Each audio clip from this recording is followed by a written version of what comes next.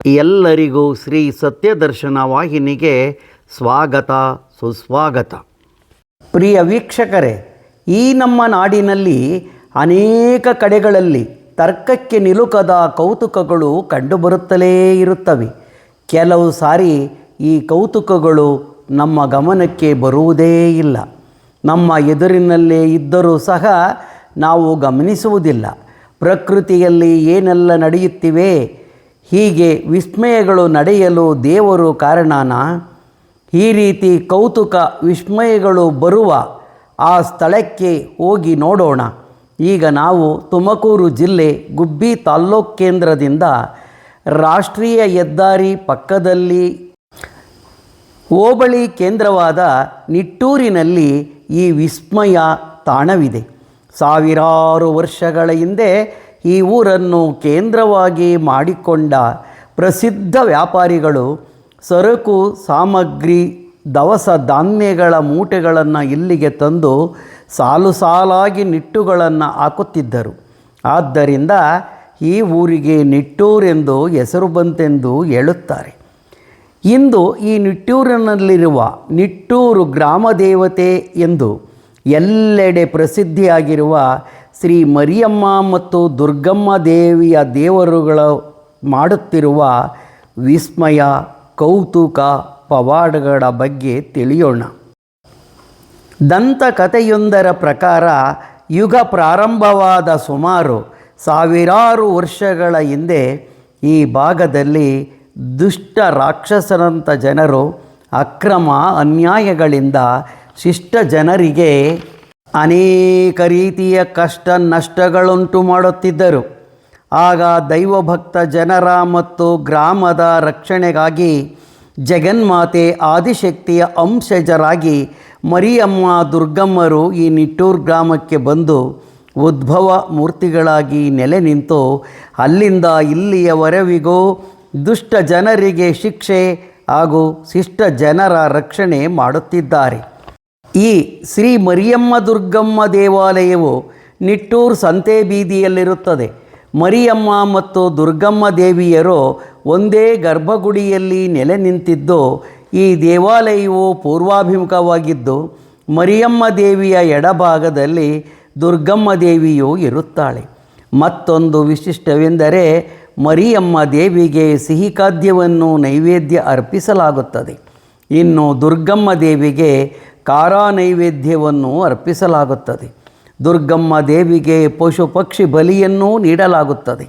ದುರ್ಗಮ್ಮಳಿಗೆ ಬಲಿ ನೀಡುವಾಗ ಮರಿಯಮ್ಮಳು ನೋಡಬಾರದೆಂದು ತೆರೆ ಎಳೆದು ದುರ್ಗಮ್ಮ ದೇವಿಗೆ ಬಲಿ ನೀಡಲಾಗುತ್ತದೆ. ಈ ದೇವಾಲಯಕ್ಕೆ ಸಂತಾನ ಅಪೇಕ್ಷೆ ಉಳ್ಳವರು, ವಿವಾಹ ತಡವಾದ ಗಂಡು ಹೆಣ್ಣುಗಳು ಬಂದು ಹರಕೆ ಮಾಡಿಕೊಂಡು ಫಲ ಕಂಡಿದ್ದಾರೆ ಮತ್ತು ಕಾಣುತ್ತಿದ್ದಾರೆ. ಈ ಕ್ಷೇತ್ರಕ್ಕೆ ಅನಾರೋಗ್ಯದಿಂದ ನರಳುವವರು ಇಲ್ಲಿಗೆ ಬಂದು ಆರೋಗ್ಯವಂತರಾಗಿದ್ದಾರೆ.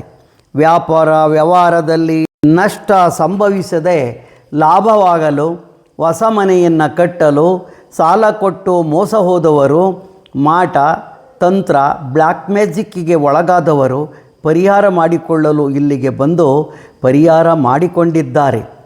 ರಚ್ಚೆ ಮಾಡಿಕೊಂಡ ಮಕ್ಕಳನ್ನು ಇಲ್ಲಿಗೆ ಕರೆದುಕೊಂಡು ಬಂದು ಯಂತ್ರ ಕಟ್ಟಿಸಿದರೆ ಮಕ್ಕಳ ರಚ್ಚೆ ಕ್ಷಣಾರ್ಧದಲ್ಲಿ ನಿಂತು ಹೋಗುತ್ತದೆ.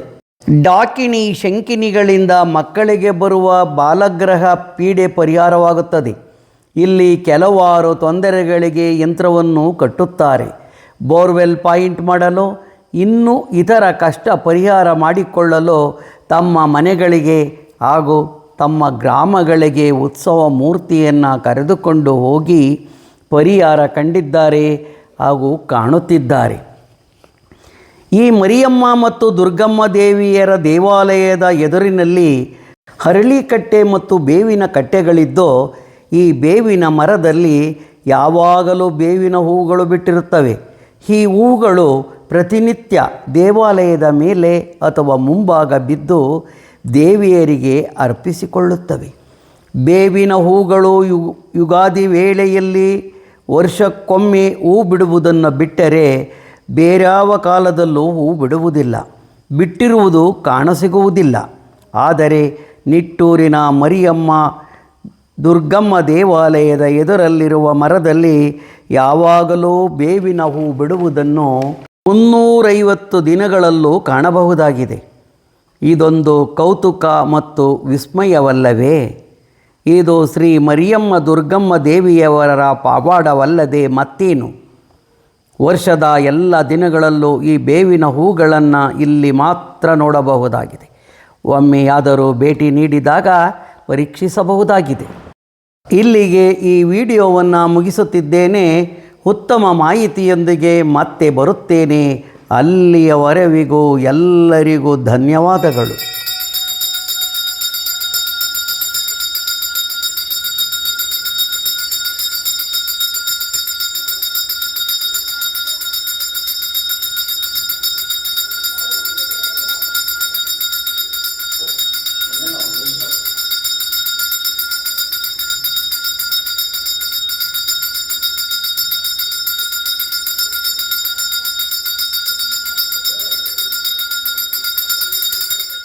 ನೀವಿನ್ನು ನಮ್ಮ ವಾಹಿನಿಗೆ ಚಂದಾದಾರರಾಗಿಲ್ಲದಿದ್ದರೆ ಚಂದಾದಾರರಾಗಿ.